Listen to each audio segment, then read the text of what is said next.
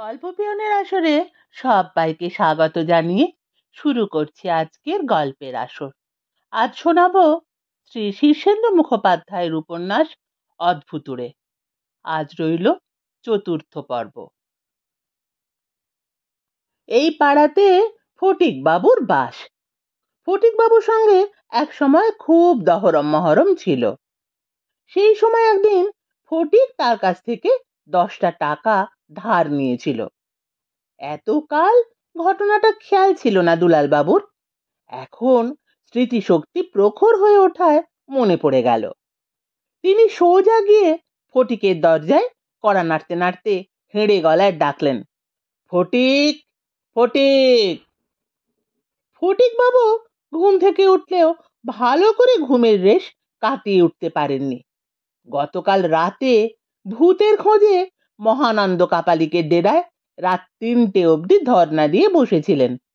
ভূত দেখতে পাননি, তাই মেজাজটাও খিচড়ে আছে। তার শালা খুব ঠেস দিয়ে কথা বলছে আজকাল।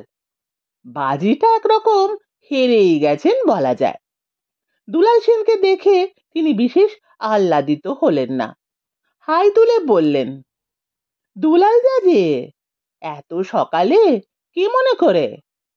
বছর 5 আগে তুমি 10টা টাকা ধার নিয়ে আর শোধ দাওনি। আমি এখন গরম কচুরি খেতে যাচ্ছি, বড্ড খিদে পেয়েছে, 10টা টাকা দাও। ফটিক বাবু একটু কৃপণ লোক, চোখ কপালে তুলে বললেন, 10টা টাকা ধার? এসব কি বলছো দুলালদা? আমার তো মনে নেই। চুপ! দুলাল সেন একটা পেল্লায় ধমক দিয়ে বললেন, তোমার মনে না থাকলেও আমার আছে, টাকাটা দাও শিগগির। ফটিক বাবু কেমন যেন স্তম্ভিত হয়ে খানিকক্ষণ দুলাল বাবুর দিকে চেয়ে রইলেন। তারপর বললেন, হুম, তুমি তো দুলাল বাবু নও হে চাঁদু। আমাদের দুলাল সেন রোগা ভোগা মাস্টার মানুষ, তার এত তেজ নেই। তোমাকে দেখতে খানিকটা ওই রকম হলেও সে তো নও। দুলাল বাবুর এই ভয়টাই ছিল। তার চেহারায় দুলাল বাবুর আদল থাকলেও একটা মস্ত পরিবর্তনও যে ঘটে গেছে তা তিনি বেশ টের পাচ্ছেন। কিন্তু তা বলে হাত পা গুটিয়ে বসে থাকা যায় না। নায়মাত্তা বলহীনলভ্য, তার উপর প্রচন্ড খিদেও পেয়েছে। ভেজর ভেজর করলে তো চলবে না। দুলাল বাবু গম্ভীর হয়ে বললেন, সোজা আঙুলে যে ঘি উঠবে না তা আমি আগেই জানতুম হে। আমি মুখ চোরার লাজুক মানুষ বলে তোমরা তো খুব পেয়ে গেছো না। এবার শঠে সাঠ্যং, আমি সেই সাবেক দুলাল নই। টাকাটা ছাড়বে কি না? ফটিক বাবু হঠাৎ বাঁচাও বাঁচাও, ডাকাত ডাকাত বলে বিকট চেঁচাতে লাগলেন। দুলাল বাবু খপ করে ফটিক বাবুর মুখটা চেপে ধরে অন্য হাতে পটাং করে একটা চড় কষালেন তাঁর গালে। ফটিক বাবু চোখে অন্ধকার দেখে বসে পড়লেন। দুলাল সেন ঘরে ঢুকে বালিশের পাশে রাখা ফটিক বাবুর মানিব্যাগ থেকে 10টা টাকা নিয়ে বেরিয়ে এলেন। ফটিক বাবুর উদ্দেশ্যে বললেন, 10টা টাকাই নিলাম, এই দেখে রাখো। সুদ ধরলেও 5 বছরে আরো গোটা 5 টাকা বেশি হয়, কিন্তু আমি সুদখোর নই বলে শুধু আসলটা নিয়েই ছেড়ে দিচ্ছি। আর কোনো দিকে দৃকপাত না করে দুলাল বাবু শটান গিয়ে ময়রার দোকানে হাজির হলেন। গরম কচুরির গন্ধে জায়গাটা মাত হয়ে আছে। দুলাল বাবু বাজখাঁই গলায় হুকুম দিলেন, 10টা কচুরি আর 1 পোয়া হালুয়া। নবীন ময়রা দুলাল বাবুকে চেনে, নিতান্তই পেটরোগা গো বেচারা মানুষ। জীবনে কেউ তাকে দোকানে বসে কুপথ্য করতে দেখেনি। তার উপর মানুষটার হাব ভাবও যেন কেমন কেমন। কচুরি কটা স্রেফ 2 মিনিটে উড়িয়ে এবং হালুয়া 1 মিনিটে নস্যাৎ করে দুলাল বাবু উঠে আর মোড়া ভেঙে বললেন, না, এসব হালকা পলকা জিনিসে কি পেট ভরে? নবীন ময়রার হঠাৎ দয়া হলো, বলল, মাস্টারমশাই, আপনি যে কচুরি ভালোবাসেন তা তো জানতাম না। আচ্ছা, আপনি বসুন, পেট ভরে যা খুশি খান, আজ আপনাকে দাম দিতে হবে না। আপনার চেষ্টাতেই না গবের ছেলে রেমো পাশ করতে পেরেছিল। ওরে, মাস্টারমশাইকে আরো দে। দুলাল বাবু ফের বসে গেলেন এবং তারপর যা খেতে লাগলেন সে একটা দৃশ্যই বটে। স্বয়ং নবীন আর তার কর্মচারীরা দুলাল বাবুর খাওয়া দেখে এমন বিহ্বল হয়ে গেল যে কাকে এসে জিলিপি তুলে নিয়ে চলে গেল, বেড়াল এসে দুধ খেয়ে যেতে লাগলো, কড়াইতে কচুরি পুড়ে ঝামা হয়ে গেল। নবীন ময়রা দু হাত জোড় করে কপালে ঠেকিয়ে বললেন, সাক্ষাৎ বৃকোদরের দেখা পেলাম আজ, চক্ষু সার্থক, ময়রা জন্ম সার্থক। ওরে মাস্টারমশাইকে আরো দে, হাঁ করে দেখছিস কি? তা দুলাল বাবুর তাতে আপত্তি হলো না। এক ঝুড়ি কচুরি আর একবার কোষ হালুয়া খেয়ে ডজন চারেক জিলিপি আর সেরটাক রাবড়ি চালিয়ে দিলেন ভেতরে।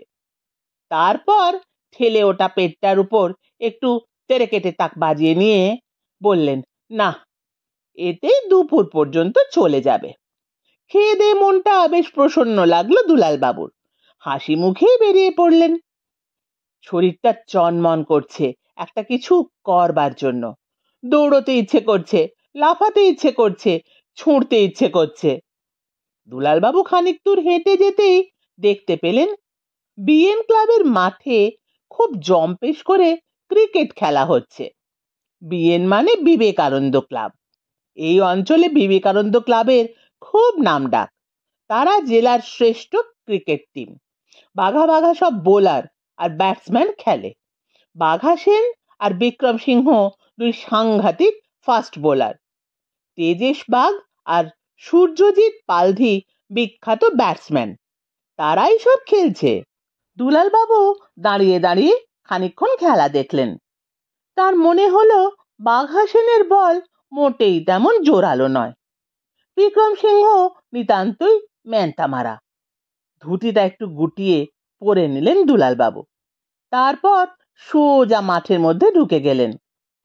এই যে বাঘা, ও কি বল করছো ভাই? এই কি হাতের জোর? দাও তো দেখি আমাকে একবার। বাঘা সেন দুলাল বাবুর প্রাক্তন ছাত্র। মাস্টারমশাইকে সে ভালোই চেনে। জীবনে খেলাধুলার ধারে কাছেও ঘেঁষেননি দুলাল বাবু। তাই সে অবাক হয়ে বলল, স্যার, আপনি বল করবেন? দুলাল বাবু হাত বাড়িয়ে বললেন, আরে দেখোই না কিরকম করি। বাঘা তাড়াতাড়ি বলটা দুলাল বাবুর হাতে দিল। দুলাল বাবু বল করার কায়দাটা খানিকক্ষণ দেখে মনে মনে রপ্ত করে নিয়েছেন। অনেকটা দৌড়ে এসে তিনি বলটা হাত ঘুরিয়ে চমৎকার ছেড়ে দিলেন। ব্যাট করছিল বিখ্যাত সূর্যজিৎ। বলটা পিছে পড়েই এমন অদৃশ্য হয়ে গেল যে সূর্যজিৎ ব্যাট হাতে হাঁ করে রইল। ততক্ষণে অবশ্য বলটা তার লেগ আর মিডল স্ট্যাম্প উপড়ে দিয়ে বাউন্ডারিতে চলে গেছে। চারধারে নিস্তব্ধতা নেমে এলো বিস্ময়ের। তারপরেই অবশ্য সবাই হাততালি দিয়ে উঠল। সূর্যজিৎ দুলাল বাবুর পুরনো ছাত্র। সে এগিয়ে এসে বলল, স্যার, আপনার ভিতরে যে এত বড় একজন ফাস্ট বোলার লুকিয়েছিল তা তো কখনো টের পাইনি। দুলাল বাবু একটু উচ্চাঙ্গের হাসি হেসে বললেন, ক্রমে ক্রমে আরো কত কি টের পাবে। মাত্র 4 ওভারের মধ্যে দুলাল বাবু 10 জনকে আউট করে দিলেন। চারদিকে একটা হইচই পড়ে গেল। বিএন ক্লাবের সেক্রেটারি স্বয়ং এসে বললেন, দুলাল বাবু, আপনি আমাদের ক্লাবে জয়েন করুন। দুলাল বাবু মিটমিট করে হেসে বললেন, আমাকে রিক্রুট করা বড় চারটিখানি কথা নয়, আমার খোরাক কে দেবে? সে আর বেশি কথা কি, আমার বাড়িতেই খাবেন। বটে, পারবেন তো খাওয়াতে? সেক্রেটারি জয়ন্ত সোম মস্ত বড় লোক, টাকা পয়সার অভাব নেই। তার আত্মসম্মানে লাগলো। বললেন, পারবো না মানে? কত আর খাবেন আপনি? দুলাল বাবু মাথা নেড়ে বললেন, ঠিক আছে, ভেবে বলবো। এর আর ভাবাভাবির কি আছে? আগামীকালই আমাদের সঙ্গে রসুলপুরের রামকৃষ্ণ ক্লাবের খেলা। আর কে ক্লাব খুবই ভালো টিম, আপনাকে এ খেলায় নামতেই হবে। দুলাল বাবু নিমরাজি হয়ে বললেন, ঠিক আছে, দেখব। জয়ন্ত সোম বললেন, আর আজ দুপুরে আমার ওখানেই চারটি খাবেন। দুলালবাবু একটু তেরিয়া হয়ে বললেন, চারটি মানে? ওসব চারটি ফাটটিতে আমার আজকাল হয় না বাপু, আর খেতে বসলে লজ্জা টজ্জার বালাইও থাকে না। জয়ন্ত সোম একটু লাল হয়ে বললেন, ঠিক আছে, লজ্জা করার মতো ব্যবস্থা হবে না, ভালো করেই খাওয়াবো। দুলালবাবুকে এরপর ব্যাটও করতে হলো, কিন্তু সেটাই তেমন জুত করতে পারলেন না। তবে আনতাবড়ি ব্যাট চালিয়ে যে কটা লাগাতে পারলেন সব কটাই ছক্কা হওয়ায় গোটা 6 রান তুলে আউট হয়ে গেলেন। দুলালবাবুর অসামান্য ক্রীড়া প্রতিভা এতকাল কোথায় লুকানো ছিল তা সবাই জানতে বিশেষ আগ্রহী। খেলার পর সবাই দুলালবাবুকে ঘিরে ধরলো, আর তখনই সেই দুলালবাবুর সঙ্গে এই দুলালবাবুর নানা খুঁটিনাটির পার্থক্য সকলের চোখে পড়তে লাগলো। সেই দুলালবাবু ছিলেন রোগা, শুটকো, দুবলা, আর এই দুলালবাবু ছিপছিপে হলেও তাগড়াই, লড়াকু, জোরদার। বয়সটাও বেশ তফাৎ। সূর্যজিৎ আমতা আমতা করে বলল, কিছু মনে করবেন না, আপনি কি দুলালবাবুর ছোট ভাই? দুলালবাবু অভিজ্ঞতার বলে শেয়ানা হয়েছেন, বুঝতে পেরেছেন যে নিজেকে আর দুলালবাবু বলে চালানোর চেষ্টা বৃথা। তাই তিনি কথাটা স্বীকার করে নিয়ে বললেন, হ্যাঁ, দাদার সঙ্গে আমার চেহারার বড্ড মিল বলে সকলেই ভুল করে। আপনার নাম কি? দুলালবাবু উচ্চাঙ্গের হাসি হেসে বললেন, নামে কি বা আসে যায়, পাঁচু মোদক নামটা কেমন? সবাই অবাক হয়ে বলল, দুলাল সেনের ভাই পাঁচু মোদক হয় কি করে? হয় না বুঝি? তাহলে সুলাল সেন নামটাই চলুক। সবাই একটু মুখ চাওয়াচাই করলো। দুলাল সেনের ভাইয়ের মাথায় একটু ছিট আছে কি? তবে থাকলেও ক্ষতি নেই, লোকটা খেলে ভালো। দুলালবাবুর নাম ক্লাবের খাতায় সুলাল সেন বলেই লেখা হলো। দুপুরবেলা জয়ন্ত সোম নিজের গাড়িতে করে মহা সমাদরে দুলালবাবুকে নিজের বাড়িতে নিয়ে গেলেন। বিশাল আয়োজন হয়েছে খাওয়ার। স্নান করে বেশ চাঙ্গা বোধ করলেন দুলালবাবু। খিদেটাও জাগিয়ে উঠল। খেতে বসবার কিছুক্ষণ পর নিজের খাওয়া দেখে দুলালবাবু নিজেরই লজ্জা করতে লাগলো। আসলে লজ্জা পাচ্ছিল তার ভিতরকার সাবেক দুলাল। নতুন দুলাল ওসবের তোয়াক্কা করে না, সে আস্তিন গুটিয়ে তেড়ে মেরে শুধু খেয়েই চলে, পাহাড় পর্বত খেয়ে ফেলতে চায়। সাবেক দুলাল বলে, আস্তে হে দুলাল আস্তে, অতটা মাংস নাই বা খেলে, ঘি, গরম মশলা, লঙ্কা বাটা কি রোগা পেটে সইবে? নতুন দুলাল খেঁকিয়ে উঠে বলে, নজর দেবে তো মারবো 2 থাবড়া, নিজে খেতে পারতে না বলে এখন হিংসে হচ্ছে না? সাবেক দুলাল দুঃখের গলায় বলে, না ভাই, হিংসে নয়, তোমার জন্য বরং দুশ্চিন্তাই হচ্ছে। ওই যে 7খানা কই মাছ ওড়ানোর পর ফের মাছ চাইলে, তোমার লজ্জা করলো না? ভদ্রলোকেরা কি অত খায়? আর গেরস্তর দিকটাও তো ভাববে, তাদেরও তো কম পড়ে যেতে পারে। দেখো হে শুঁটকো দুলাল, তুমি একটি আস্ত শনি ঠাকুর, সর্বদা টিকটিক করো বলেই তোমার উন্নতি নেই। কিন্তু এখন আমার মাথা গরম করো না। খাবার সময় দিক করলে আমার মাথা ঠিক থাকে না। দুলালবাবু মোট 16টা কই মাছ, শের টাক মাংস, জামবাটি ভর্তি পায়েস ও অন্যান্য উপকরণ শেষ করে যখন উঠলেন, তখন বাস্তবে কি জয়ন্ত সোমের ভিতর বাড়িতে ভাঁড়ার ফাঁকা। নতুন করে রান্না চাপাতে হয়েছে। দুলালবাবু নিজের পেটে আবার একটু তেড়ে কেটে তাক বাজিয়ে নিলেন। না, মোটামুটি ভরেছে বলেই মনে হচ্ছে। খেয়ে দিয়ে বিশ্রাম নিতে যাবেন, এমন সময় সদর দরজায় কড়াত কড়াত করে কড়া নাড়ার শব্দ হলো। বেশ জোরালো আর মেজাজি আওয়াজ। জয়ন্ত সোম দরজা খুলতেই পুলিশের দারোগার অত্যন্ত গম্ভীর মুখ দেখা গেল। তিনি গুরুতর গলায় জিজ্ঞাসা করলেন, দুলাল সেন এখানে আছে বলে আমরা খবর পেয়েছি। জয়ন্ত সোম উৎকণ্ঠ হয়ে বললেন, আগে না, তবে তার ভাই। দারোগা বাধা দিয়ে বললেন, লোকটা যে দুলাল সেন নয় তা আমরা জানি। লোকটা আসলে খুনি, ইম্পস্টার। কখনো নিজের নাম বলছে পাঁচু মোদক, কখনো দুলাল সেন। হ্যাঁ, বলে হাঁ করে রইলেন জয়ন্ত সোম। হলো কি মশাই, হাঁ করে রইলেন কেন? জয়ন্ত আমতা আমতা করে বললেন, আমাদের কাছেও যে তাই বলেছে, নতুন একটা নামও বলেছে, সুলাল সেন। কই, চলুন চলুন, লোকটাকে এক্ষুনি গ্রেপ্তার করতে হবে, সাংঘাতিক খুনি, দুলাল সেনকে মেরে পুঁতে ফেলেছে। দারোগা পুলিশ সব হুড়মুড় করে ঘরে ঢুকে পড়ল। তারপর চারদিকে তুমুল তল্লাশি হতে লাগলো, কিন্তু কোথাও দুলাল সেনকে খুঁজে পাওয়া গেল না। দুলাল সেনের দোষ নেই, পুলিশ এসেছে টের পেয়েই তিনি জানলা গলিয়ে ঘরের পিছন দিক দিয়ে বেরিয়ে পড়ে দৌড়তে লেগেছেন। যদিও তিনি জানেন যে নিজেকে খুন করা তার পক্ষে সম্ভব নয়, তবু আপাতত গা ঢাকা দিতেই হচ্ছে।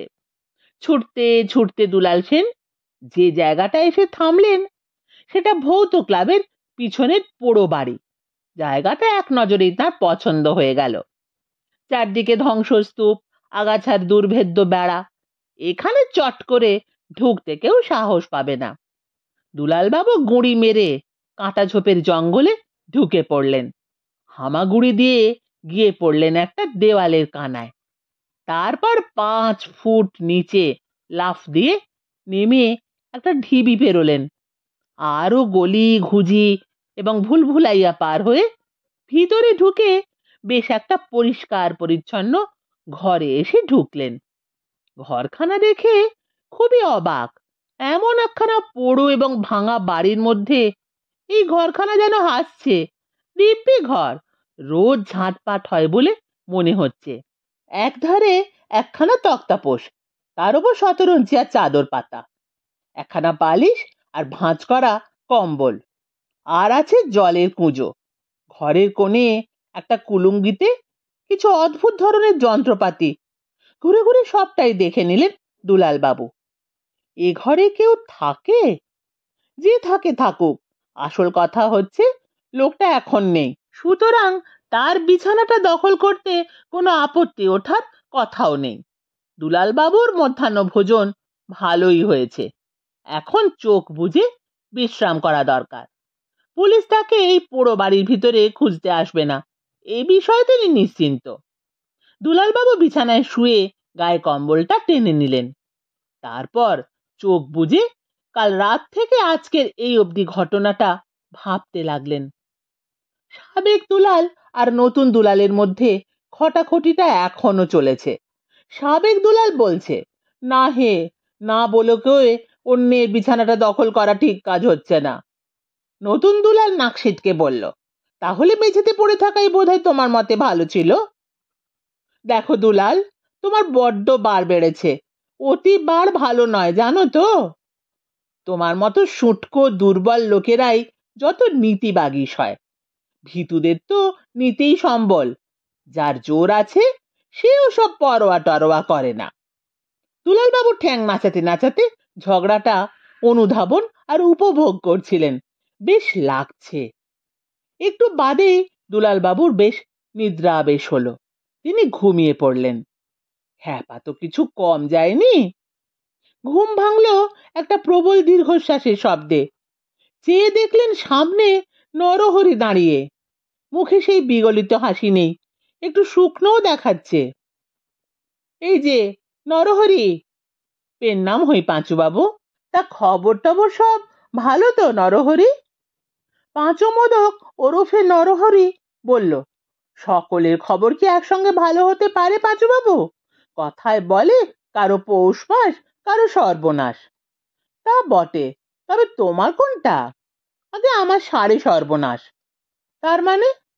আপনার জন্য কাল রাত থেকে কি হয়রানিটাই গেল।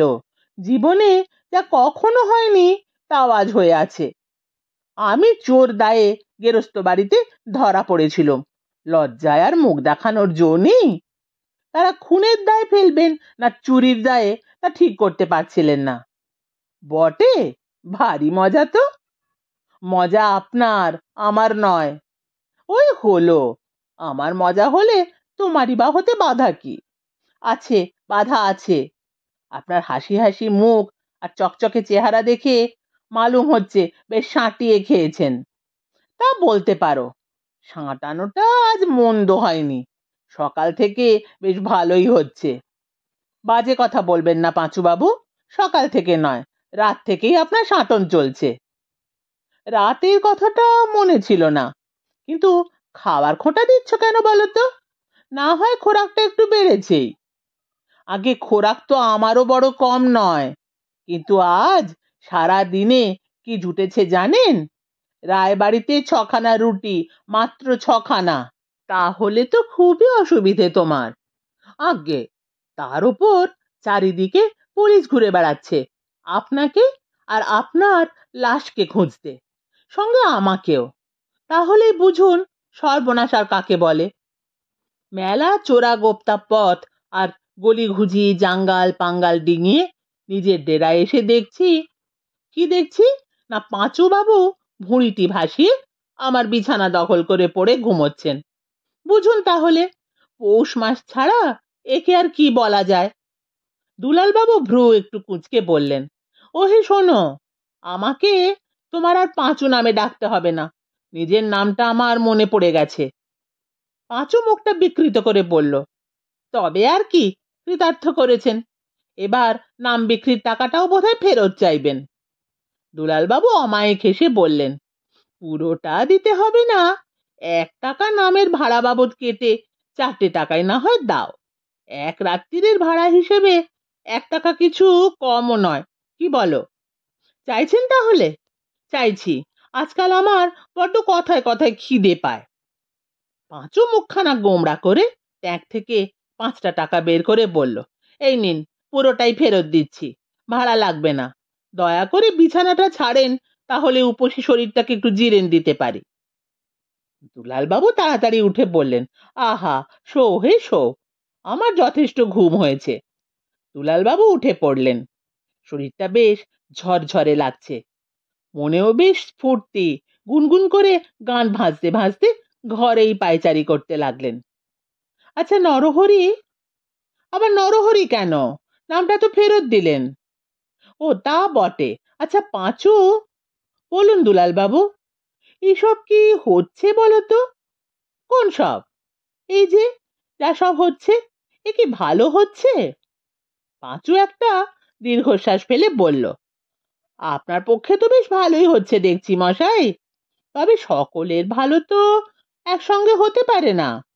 ভগবান মানুষটাই এমনি, একজনের পিঠে যখন হাত বোলান, তখন আর একজনকে তার চিমটি না কাটলেই নয়। আপনার যেমন ভালো হচ্ছে, ওদিকে তেমনি আমার হেনস্থা। ফলে রাতে ওই মোটে কয়েকখানা বাসন, তাও রায়মশাই কেড়ে কুড়ে নিয়ে নিলেন। তারপর সারাদিন উপসী পেটে ছোটাছুটি করে দম একেবারে শেষ। তা হোক, আপনার তো ভালো হচ্ছে। দুলালবাবু মাথা নেড়ে বললেন, ভালো হচ্ছে বলে আমার মনে হচ্ছে না। এত ভালো ভালো নয়, আজ দুটো লোককে এমন ঢিঠ করলুম যে বাবারে মারে বলে চিৎপাত হয়ে পড়ে গেল। জীবনে আমি কখনো কারো সঙ্গে গায়ের জোরে পেরে উঠিনি, তাহলে জোরটা এলো থেকে? তারপর খাওয়া, আমি যা খাই 20 গুণেরও বেশি খেয়ে ফেলেছি, অথচ পেটে খিদেটা কেমন যেন খামচি মেরে রয়েই গেল। এই দেখো, বলতে বলতে আবার খিদে পেয়ে গেল। না হে পাঁচু, এত ভালো ভালো নয়। পাঁচু চোখ বুজে পড়েছিল, স্তিমিত গলায় বলল, আপনার ভাবসাব আমারও ভালো ঠেকছে না। রাত্রিবেলা চুরি শেখালুম, একটি পয়সা গুরু দক্ষিণা বলে ঠেকালেন না, চুরির মাল ফেরত দিতে হলো। না, আমার সময়টাই খারাপ পড়েছে। দুলালবাবু পায়চারি করতে করতে বললেন, আমার খুব মারপিট দুষ্টুমি করতে ইচ্ছে হচ্ছে, লাফাতে ইচ্ছে করছে, কি করি বলো তো? পাঁচু জুলজুল করে দুলাল বাবুর দিকে চেয়ে থেকে বলল, ওরে বাবা, তাহলে তো চিন্তার কথা মশাই। চলো দুজনে মিলে একটা কিছু করে আসি। পাঁচু সভয়ে বলল, কি করতে চান? একটা হট্টগোল পাকিয়ে দিয়ে আসি শহরে, চলো চলো। আগে আমার বয়স যে 70 পেরিয়েছে, তাতে কি, বসে থেকে থেকেই যে যাত্রা শেষ হয়ে গেল। ওঠো, একটা হুটোপাটি করে আসি গিয়ে। সন্ধে হয়ে গেছে। পোড়ো বাড়ির সামনের দিকে ভৌত ক্লাবের সদস্যরা একে একে জড়ো হয়েছেন। ফটিক বাবু, সাত্তকী বাবু, নরেন বাবু সবাই আছেন। নন্দবাবুও এসে হাজির হলেন। মরার খুলির দুপাশে মোমবাতি জ্বলছে, বেশ ভৌতিক আবহাওয়া, কিন্তু সকলের মুখেই একটা উদ্বেগের ভাব। নন্দবাবু বললেন, দুলাল বাবু মতো চেহারা সেই লোকটার কাণ্ড কারখানা সব শুনেছেন তো? সবাই হুঁ দিল। ফটিকবাবু বললেন, আজ আমাকে লোকটা খুন করার চেষ্টা করেছিল, অল্পের জন্য বেঁচে গেছি। তবে টাকা পয়সা সবই ডাকাতি করে নিয়ে গেছেন, ভাবা যায় না। একজন বলল, তবে লোকটা যা ক্রিকেট খেলেছে আজ, তা চোখে না দেখলে বিশ্বাস হয় না। লারুডো ওই রকম খেলতে পারতেন না। ক্রিকেটের কথা সবাই শুনেছে। নন্দবাবু বলে উঠলেন, কিন্তু লোকটা কে? অল্প বয়সীরা সমস্যারে বলে উঠল, উনি দুলাল স্যারই হবেন, কিন্তু দুলাল বাবুর মতো দেখতে হলেও এর যে বয়স কম, জোর বেশি।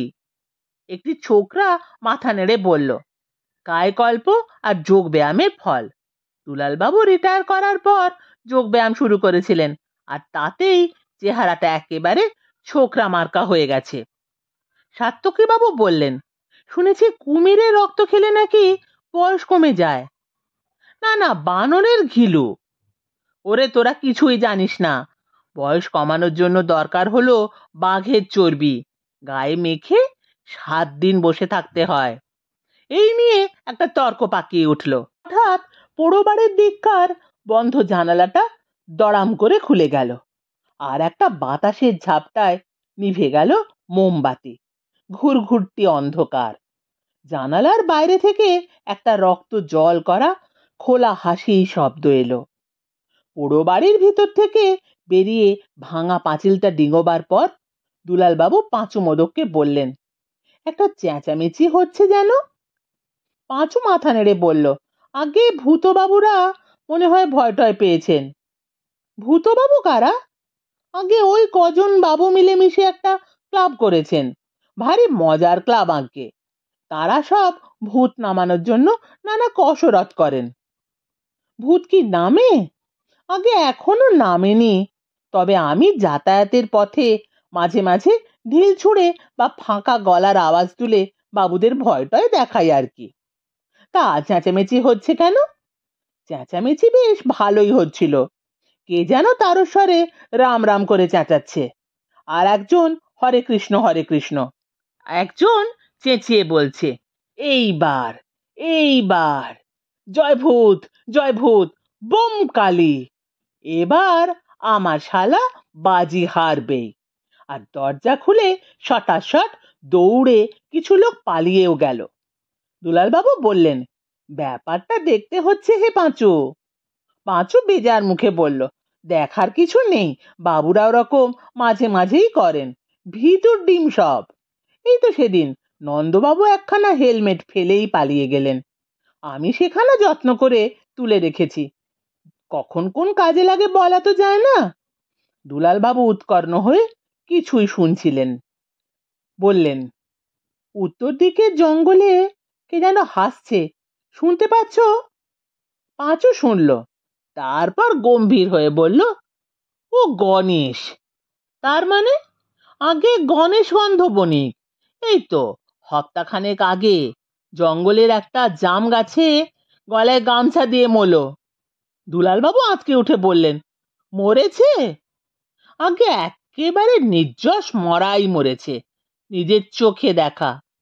তবে হাসছে কি করে? আগে সেইটাই তো গোলমেলে। বেঁচে থাকতে গণেশকে কেউ হাসতে দেখেনি, মুখখানা গোমড়া করে ঘুরে বেড়াতো, ঘরে দজ্জাল বউ। তা এখন মনের সুখে হাসছে, বেশ ফুর্তিতেই আছে মনে হয়। গণেশ কি তাহলে ভূত হয়ে? পাঁচু মাথা চুলকে বলল, তা না হলে আর হাসে কি করে বলুন? নতুন ভূত হয়েছে তো, এই সময়টা একটু দুষ্টু বুদ্ধি কাজ করে, এই যেমন ছেলেপুলেরা করে আর কি। তুমি ভূত দেখেছো? বিস্তর, রাত বিরেতেই তো আমার কাজ।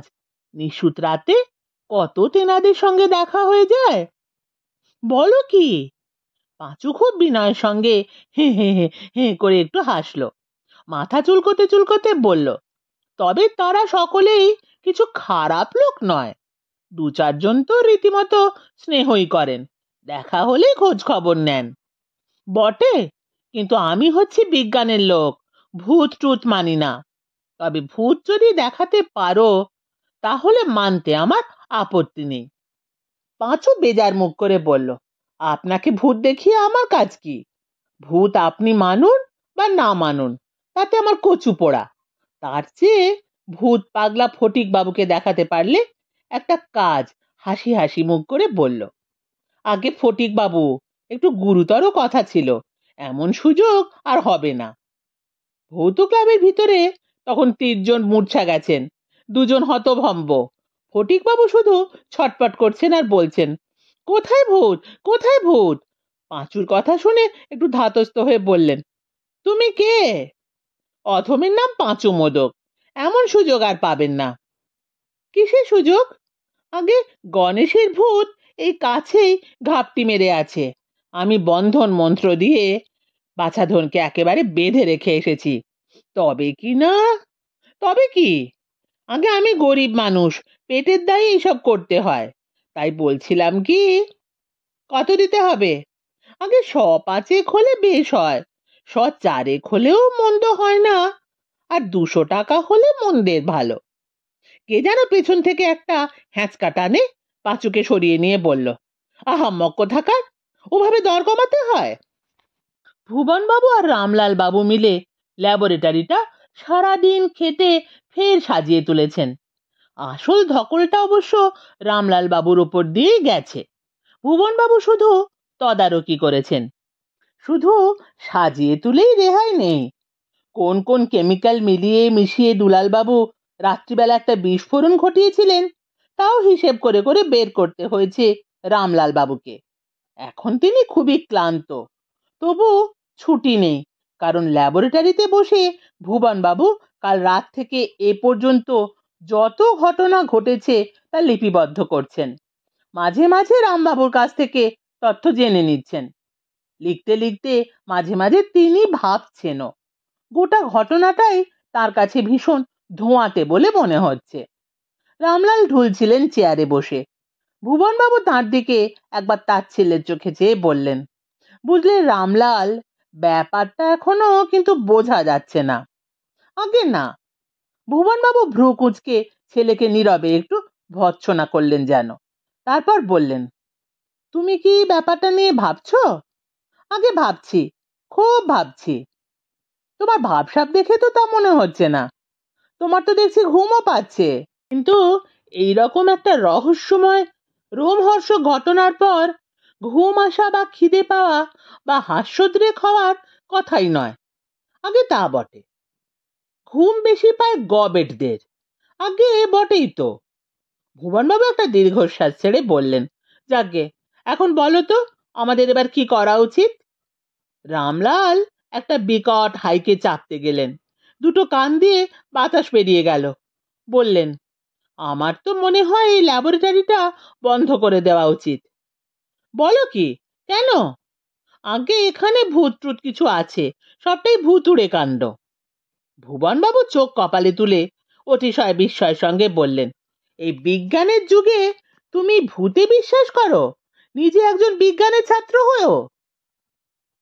রামলাল বাবু বিনয়ের সঙ্গে কিন্তু অত্যন্ত দৃঢ় স্বরে বললেন, কিন্তু আপনিই তো ভৌত চশমা আবিষ্কার করেছেন, এবং তার ভেতর দিয়ে বিস্তর ভূতও দেখা গেছে। ভূত না থাকলে কি সেটা সম্ভব হতো? ভুবনবাবু বিপাকে পড়ে একটু আমতা আমতা করে বললেন, আমারটা হলো সায়েন্টিফিক রিসার্চের ফল, আর তোমাদেরটা হলো কুসংস্কার। একটা হলো বৈজ্ঞানিক ভূত, আর একটা হলো কল্পনার ভূত। রামলাল বাবু বিনয় এবং দৃঢ়তার সমান মিশেল দিয়ে বললেন, বিজ্ঞানে ভূতের কোনো স্থান নেই। সেই জন্যই আপনার ভৌত চশমা নিয়ে লোকের মনে নানা রকম সন্দেহ দেখা দিয়েছে। অনেকে বলছে চশমা দিয়ে যা দেখা যায় তা চোখের ভুল। ভুবনবাবু মহা খাপ্পা হয়ে টেবিলে মস্ত একটা থাপ্পড় কষিয়ে বললেন, কোন আহাম্মক এত বড় কথা বলেছে? তার নাম বলো। ভুবনবাবুর রুদ্র মূর্তি দেখে রামলাল মিয়ে গিয়ে বললেন, কেউ বলেনি এখনো, তবে বলতে পারে। কে এমন কথা বলতে পারে কার ঘাড়ে দুটো মাথা গজিয়েছে? রামলাল দৃঢ়তা ছেড়ে পুরোটাই বিনয়ের সঙ্গে বললেন, আগে সেরকম লোক নেই বলেই মনে হয়, তবে কিনা আমিও আগে ভূতে বিশ্বাস করতাম না। আপনার ভৌত চশমাটা আবিষ্কার হওয়ার পর থেকেই ভূত প্রেতে বেশ বিশ্বাস হয়েছে। এরকম অদ্ভুত আবিষ্কার আর তো কেউ করতে পারেনি। এ কথায় ভুবন বাবুর মুখ উজ্জ্বল হলো। তিনি খুশি হয়ে বললেন, তা বটে, তবে হ্যাঁ, ভূত প্রেত থাকলেও তাতে অত বিশ্বাস রাখতে নেই। আর হ্যাঁ, ল্যাবরেটরিটা বন্ধ করে দেওয়াও মূর্খের মতো কাজ হবে। আমার মনে হয় দুলালবাবু যুগান্তকারী একটা কিছু আবিষ্কারের গন্ধ পেয়ে ফেলাতেই তার বিপত্তি হয়েছে। কোনো দুষ্ট চক্র আবিষ্কারের গন্ধ পেয়ে তাকে গুম করেছে এবং তার জায়গায় তার মতো দেখতে আর একটা লোককে বাড়িতে ঢুকিয়ে দিয়ে গেছে। এইসব সম্ভাবনার কথা তোমার মগজে আসছে না কেন? আগে আসছে, আমার মগজেও এইসব সম্ভাবনার কথাই আসছে, তবে ব্যাপারটা ভারী গোলমেলে আর ভুতুড়ে। ভুবনবাবু একটা লিস্ট টেনে নিয়ে খুঁটিয়ে দেখে নিয়ে বললেন, এই কেমিক্যালগুলোই দুলালবাবু ব্যবহার করেছিলেন তার আবিষ্কারে। তা তুমি এসব মিশিয়ে দেখো কিছু একটা হয় কিনা। হয়তো এর সঙ্গে আরো কিছু ছিল, সেসব তুমি বিচার করে দেখবে। সহজে হাল ছেড়ে দিও না। যে আজ্ঞে। ভুবন রায় উঠে পড়লেন। সারাদিন বড্ড ধকল গেছে। হরমোহিনীর ঘর পার হয়ে ভুবন বাবুর ঘর। মায়ের ঘরের দরজা পেরোনোর সময় হরমোহিনী হাঁক দিলেন, কে যায় রে? আমি মা, আমি ভুবন। ভুবন? না বাবা, আমি মুখের কথায় বিশ্বাস করি না। শুনলুম কাল সারা রাত্রির ধরে এ বাড়িতে চোরের উপদ্রব হয়েছে। দেখি বাবা, তোর মুখখানা আগে দেখি। আজকালকার চোরেরা ভারী শিয়ানা, তারা নানা রকম নাম নেয় যখন তখন। আগে মুখ দেখবো, তবে বিশ্বাস করব। ও মোক্ষদা, আমার ঠ্যাঙাটা দে তো, হাতে রাখি। আর তুইও ওই মুগুরখানা নিয়ে তৈরি থাক। মোক্ষদা ধমক দিয়ে বলে উঠল, তোমার কি মাথাটা একেবারেই গেল? ও মা, কোথা যাব গো? বলি, বড় বাবুকে চিনতে পারছো না গলা শুনে? আর সাঁঝ রাতে কি গেরস্তর বাড়িতে চোর ঢোকে? হরমোহিনী গলা তুলে বললেন, দেখ মোক্ষদা, ভুবনকে আমি পেটে ধরেছি, তার গলা আমি চিনব না তো কে চিনবে? বাছা, আমার দিনে কবার শ্বাস প্রশ্বাস নেয় তারও আমার হিসেব আছে। এতই যদি চেনো, তাহলে লাঠি ঠ্যাঙা চাইছো কেন? সে তুই বুঝবি না, দিনকাল ভালো নয়।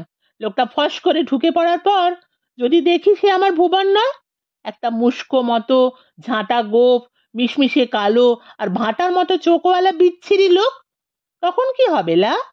চোরেরা কত লোকের গলা নকল করতে পারে তা জানিস? খুব জানি গো, খুব জানি।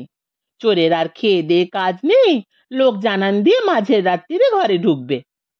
ভুবনবাবু ঘরে ঢুকে অসহায় ভাবে দাঁড়িয়ে রইলেন। হরমোহিনী তার দিকে ফিরেও তাকালেন না। গায়ের লেপটা সরিয়ে ঠ্যাঙা হাতে উঠে বসলেন। তারপর মোক্ষদার দিকে চেয়ে দ্বিগুণ গলায় বললেন, দেখ মোক্ষদা, তুই হচ্ছিস সেদিনকার মেয়ে। তুই কটা চোর দেখেছিস রে জীবনে? চোর কত রকমের হয় তা জানিস? আমার নাতির বয়স কত তা জানো? খুব যে আমাকে কচি খুকি বলে উড়িয়ে দিচ্ছ। আর চোর তুমি আমাকে কি চেনাবে? চোর দেখে দেখে চোখ পচে গেছে। এখন হাঁটুটা দাও, তেলটা মালিশ করে চলে যাই, অনেক কাজ পড়ে আছে। কাজের কথায় কান দিলেন না হরমোহিনী। হাতের ঠ্যাঙাটা নাচাতে নাচাতে বললেন, আমাকে আর কাজ দেখাস না মোক্ষদা। কি কাজ যে তুই করিস খুব জানি। আমার বাঁ হাঁটুতে ব্যথা, আর তুই রোজ চুপি চুপি আমার ডান হাঁটুতে মালিশ করে যাস। কাল রাতে চোর এলো আর তুই পড়ে পড়ে ঘুমোলি, আর আজ আমাকে যা নয় তাই বলে মুখে মুখে জবাব করছিস। অতই যদি চোর দেখেছিস, তবে বল দেখি চোরের কথা।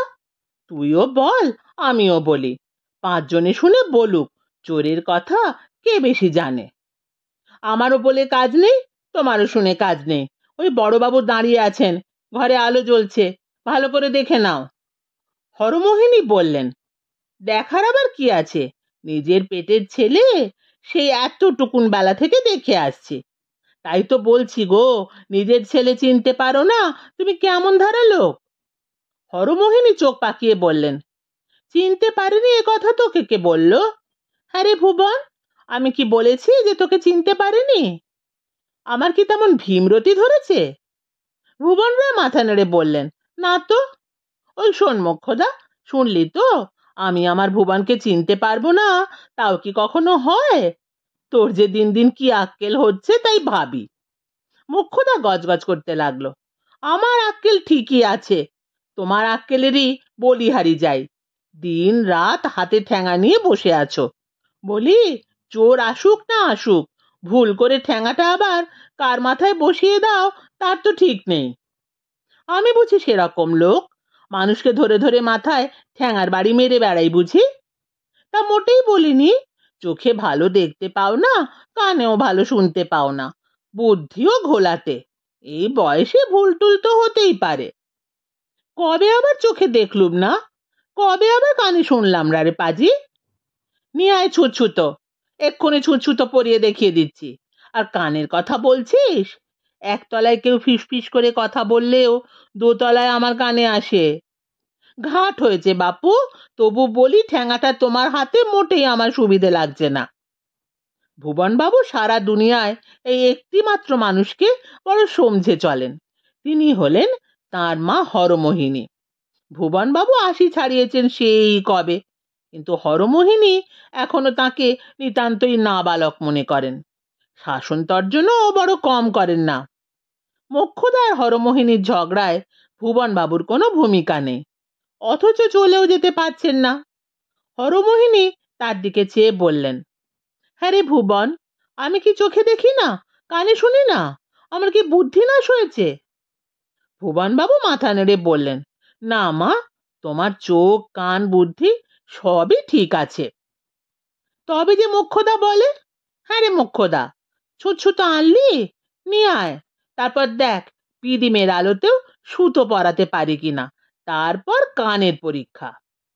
হরমোহিনীর কথা শেষ হলো না, তার আগেই সিঁড়িতে দুধদার পায়ের শব্দ হলো। কে যেন দৌড়ে আসছে। নিচের তলা থেকে কে যেন চেঁচিয়ে উঠল, কে যায়? ওই কে যায় রে? ডাকাত নাকি? ভুবনবাবু আঁতকে উঠে ঘরের দরজাটা তাড়াতাড়ি বন্ধ করতে গেলেন। তারপর চেঁচাতে লাগলেন, ডাকাত, ডাকাত, সব দৌড়ে এসো। হরমোহিনী ঠ্যাঙাটা বাগিয়ে প্রায় লাফ মেরে খাট থেকে নেমে ভুবনবাবুকে টেনে আনলেন দরজার কাছ থেকে। তুই ছেলে মানুষ, গিয়ে খাটের তলায় লুকিয়ে থাক, আমি দেখছি কে আমার বাছার গায়ে হাত দেয়। যা যা, খাটের তলায় যা। মায়ের হুকুম। ভুবনবাবু হামাগুড়ি দিয়ে খাটের তলায় সেঁধিয়ে গেলেন। হরমোহিনী ঠ্যাঙা হাতে দরজা আগলে দাঁড়ালেন। দেখে মোক্ষদা মূর্ছা গেল। ডাকাত দৌড়ে আসছিল ঠিকই, কিন্তু বারান্দায় রাখা এক বালতি জলে হোঁচট খেয়ে দড়াম করে আছাড় খেলো। হরমোহিনী দরজা খুলে বারান্দায় বেরিয়ে এলেন। ডাকাতটা সামনেই পড়ে আছে দেখে হরমোহিনী ঠ্যাঙাটা তুলে বললেন, দেখলি তো কেমন ধর্মের কল বাতাসে নড়ে, এবার দিই মাথাটা ভেঙে। ঠাকুমা, মেরো না। বিপদে পড়ে ঠাকুমা বলে ডাকলে কি আর আমি ভুলি রে বাপু? তোরও আক্কেল নেই, রোজ রোজ একটা বাড়িতে এসে হামলা করিস কেন রে বেআক্কেলে? কেন, ওই তো হরিপদ পালের অত বড় আড়ত রয়েছে, কালী শ্যাকরার দোকান রয়েছে, রহিম শেখের তেজারতি রয়েছে, সেসব তোর চোখে পড়ে না? কানা নাকি? এ বাড়িতে কিসের মধুরে অলপ্পে? ঠাকুমা, আমি নন্দ। নন্দ? বলিস কি, তুই নন্দ হতে যাবি কোন দুঃখে? নন্দবাবু শীতে কাঁপতে কাঁপতে ভেজা গায়ে উঠে দাঁড়ালেন, কোকিয়ে উঠে বললেন, উফ, মাজাটা গেছে, হাঁটুটার অবস্থাও ভালো নয়, উফ, তারপর ভূতের তাড়া। হরমোহিনী নাতিকে চিনতে পেরে ঠ্যাঙাটা নামিয়ে বললেন, তাই তো, তুই তো নন্দই মনে হচ্ছে। সাংঘাতিক কাণ্ড। আয় ভাই, ঘরে আয়, দিনকাল ভালো নয়, অমন দৌড়াদৌড়ি হুটোপাটি করতে আছে। নন্দবাবু খোঁড়াতে খোঁড়াতে ঘরে ঢুকলেন, আর সেই সময় খাটের তলা থেকে হামাগুড়ি দিয়ে ভুবনবাবুও বেরিয়ে আসছিলেন। নন্দবাবু দেখে হাঁ, নিজের ডাকসাইতে বাবাকে এরকম হামাগুড়ি দিতে জীবনে দেখেননি। ভুবনবাবুও যথেষ্ট লজ্জা পেয়েছেন। সেই ঢাকা দিতেই ভ্রুকুটি করে গম্ভীর মুখে বললেন, ভূতের কথা কি বলছিলে? তোমাদের দুই ভাইকেই দেখছি আজকাল বেশ ভূতে ধরেছে, ব্যাপারটা কি বলো তো? নন্দবাবু মাথা চুলকোতে চুলকোতে বললেন, আগে ভৌতুক ক্লাবে আজ যথার্থই ভূত এসেছিল। ভুবনবাবু অত্যন্ত তাচ্ছিল্যের সঙ্গে বললেন, এই বিজ্ঞানের যুগে তোমরা যে কি করে ভূতে বিশ্বাস করো আমি তো ভেবেই পাই না। কাজকর্ম না করে তুমি বায়ুগ্রস্ত হয়ে যাচ্ছ, ভীতু, অলস, নিষ্কর্মা। হরমোহিনী অত্যন্ত কঠোর গলায় ডাকলেন, ভুবন, কোন সাহসে আমার সামনে তুই বাচ্চাটাকে বকছিস? ভুবন রায় সঙ্গে সঙ্গে কেঁচো হয়ে গেলেন। এ বাড়িতে বড়দের সামনে ছোটদের মেজাজ দেখানোর রেওয়াজ নেই। হরমোহিনী অত্যন্ত কঠোর গলায় বললেন, খুব পণ্ডিত হয়েছিস না? ভূত প্রেত নেই তোকে কে বলল? না থাকলে তোর বাবা, তোর দাদু, তোর জ্যাঠা, তোর ঠাকুমাকে আমি রোজ দেখতে পাই কেন? তারা যে সর্বদা ঘুরঘুর করে চারদিকে। এই তো কাল রাতেও শুনলুম তোর দাদু কাশছে পাশের ঘরে। ভাবলুম গিয়ে একটু তেল মালিশ করে দিয়ে আসি বুকে। তারপর মনে হলো বায়ুভূত অবস্থায় মালিশটা ঠিক মতো বসবে না। তোর বাবা তো ফি রাতে এসে বলে যায়, ওগো ভুবনটাকে দেখো, লেখাপড়া ঠিক মতো করছে তো নাকি কেবল খেলে বেড়াচ্ছে? বল তাহলে, ভূত না থাকলে এসব হচ্ছে কোত্থেকে? ওদিকে ভৌত ক্লাবের দরজার বাইরে আর এক নাটক চলছে। পাঁচু 500 টাকা থেকে 200 টাকায় নেমে আসায় কে যেন পেছন থেকে হ্যাঁচকা টান মেরে তাকে সরিয়ে দিয়ে বলল, আহাম্মক কোথাকার, ওভাবে দর কমাতে হয়? হ্যাঁচকা টানে পাঁচু অনেকটাই ছিটকে গিয়ে কোলতলায় পড়ে ভিড়মি খেলো। তারপর গা ঝাড়া দিয়ে উঠে দেখলো তার স্থান নিয়েছেন স্বয়ং দুলাল বাবু। দুলাল বাবু ফটিক বাবুকে বেশ চড়া গলায় বললেন, ওই 500ই, 1 পয়সাও কম নয়। ভূত দেখতে চাও তো টাকাটা ফেলো হে ফটিক। ফটিক বাবু দুলাল বাবুকে দেখে ভীষণ ঘাবড়ে গেছেন, কারণ আজ সকালে এই লোকটা তার উপর বিস্তর হামলা করে এসেছে। লোকটাকে পুলিশ খুঁজে বেড়াচ্ছে। শোনা যাচ্ছে সেই নকল দুলাল আসল দুলালকে খুন করে লাশ সরিয়ে ফেলেছে। ফটিক বাবু সভয়ে 3 হাত পিছিয়ে গিয়ে বললেন, আমি ভূত দেখতে চাই না। আল বাচ্চাও, ভূত তোমাকে দেখতেই হবে। আমি ভূত ট্রুত বিশ্বাসই করি না, আপনি যেতে পারেন। দুলাল বাবু হা হা হা করে হেসে উঠে বললেন, তাহলে শালার কাছে তোমার যে মাথা হেঁট হতে হবে হে ফটিক, সেটা কি ভালো হবে? শালার কাছে মাথা হেঁট হয় হোক, আমি ভূত দেখতে চাই না। এখন আমি বাড়ি যাব, বড্ড খিদে পেয়েছে। দুলাল বাবু মাথা নেড়ে বললেন, ওহো, সেটি তো হওয়ার উপায় নেই হে ফটিক। তুমি ভূত দেখতে চাও বলে সারাদিন ছোটাছুটি করে আমি আর পাঁচু মিলে কত কষ্টে একটা ভূত ধরেছি। এখন তুমি দেখতে না চাইলে হবে কি করে? 500 টাকা না থাকে তো 499 টাকা 95 পয়সায় দাও, একেবারে জলের দর, রিডাকশন সেল যাকে বলে। ফটিকবাবু আরো 3 হাত পিছোতে গিয়ে মরার খুলি ও মোমবাতি সহ টেবিলটায় ধাক্কা খেলেন। বললেন, না না, ভূত ট্রুত খুব খারাপ জিনিস, ও আমি দেখতে চাই না। যদি কেউ ভূত ধরে আমার সামনে নিয়ে আসে তাহলেও আমি চোখ বুজে থাকবো।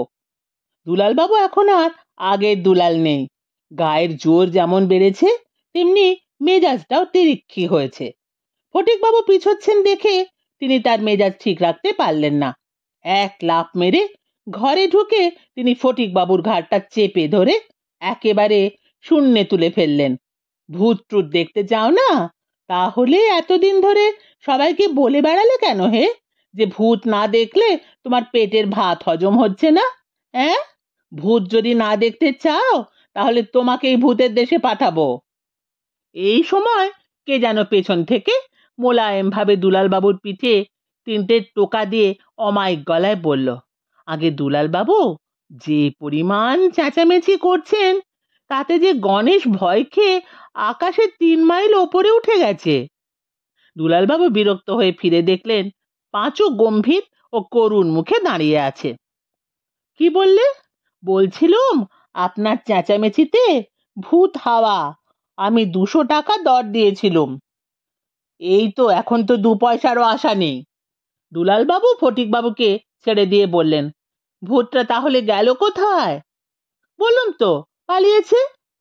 দুলালবাবু খানিকক্ষণ গুম হয়ে থেকে বললেন, ভূতটাকে বলো ফের যদি পালায় তাহলে আমি তাকে আস্ত রাখবো না, বলবো খন।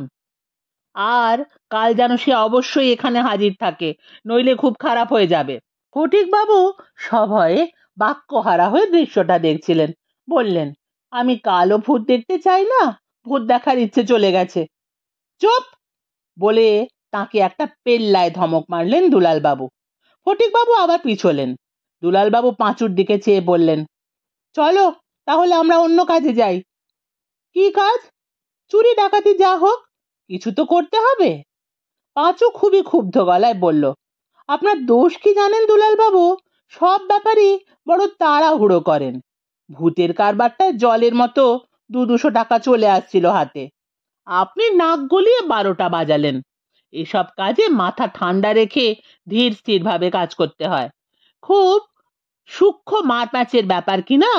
কথার একটু এদিক ওদিক হলেই মক্কেল সন্দেহ করতে শুরু করবে, পিছিয়ে যাবে, শেষে পালাবে। দুলালবাবু একটু অপ্রস্তুত মুখে বললেন, তা বটে হে পাঁচু, কাজটা খারাপই করলাম, তবে আমাদের আয়ুটাও যে বেজায় কম। এত কম সময়ে কত কাজ করার আছে বলতো? ওই হাড় কেপ্পন ফটিকের পেছনে মূল্যবান সময় নষ্ট করবার মানেই হয় না। পাঁচু গম্ভীর হয়ে বলল, একটা ভুল করে ফেলেছেন, কিছু বলছি না, কিন্তু এরপর কথাবার্তা যা বলার তা আমিই বলবো, আপনি পিছনে থাকবেন। তাই হবে হে পাঁচু, কিন্তু এখন কি করা যায় বলো তো? কিছু একটা না করলে যে শরীরটা ঠান্ডা হবে না। চলো কাউকে ধরে কিছুক্ষণ খুব পেটাই, তাতে শরীরটা ধাতস্থ হবে, মাথাটাও ঠান্ডা হয়ে আসবে। পাঁচু গম্ভীরতর হওয়ার চেষ্টা করে বলল, আমাদের শাস্ত্রে আছে ক্ষমতার অপব্যবহার করতে নেই, শক্তি সঞ্চয় করে রাখতে হয়, ঠিক সময়ে ক্ষমতা কাজে লাগে। দুলালবাবু করুণ স্বরে বললে, কিন্তু আমার হাত পা যে বড্ড নিষ্পিস করছে, কিরকম জানো, অনেকটা সুড়সুড়ির মতো, কিছু না করলে বড্ড কষ্ট হবে। পাঁচও বুঝদার মানুষ, দুলালবাবুকে এখনই একটু হাঙ্গামায় নামাতে না পারলে উনি আরো কিছু কেলেঙ্কারি করে বসতে পারেন। তাই সে বলল, খুব উচাটন হয়ে থাকলে একটা কাজ করুন, ওই যে ঝুপসি মতো গাছটা দেখছেন, ওটার গায়ে কয়েকটা ঘুষি টুসি মেরে আসুন।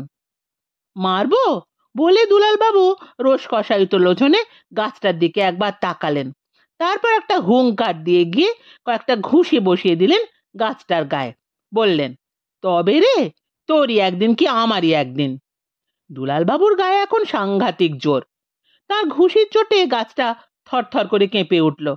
গাছে যত পাখি ছিল তারা কিচিরমিচির করে চেঁচাতে লাগলো, আর গাছ থেকে বড় বড় সব গোল ও কালো ফল ধপাধপ পড়তে লাগলো মাটিতে।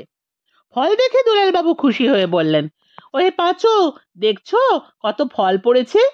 কি ফল বলো তো? এরকম কালো আর বড় ফল তো জন্মেও দেখিনি, এ কি খাওয়া যায়?